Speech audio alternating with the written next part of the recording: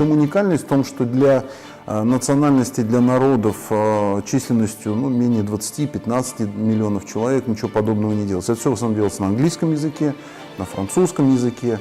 Вот на тех языках, где сразу можно охватить десятки миллионов детской аудитории. Потому что специфическая аудитория, специфический контент. Яркий носитель языка, интересные, амбициозные.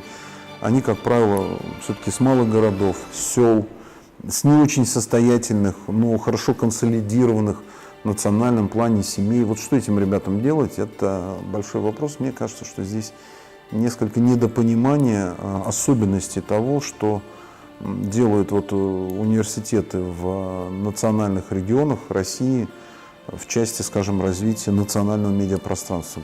Меня телеграм-канал может навести на некие мысли.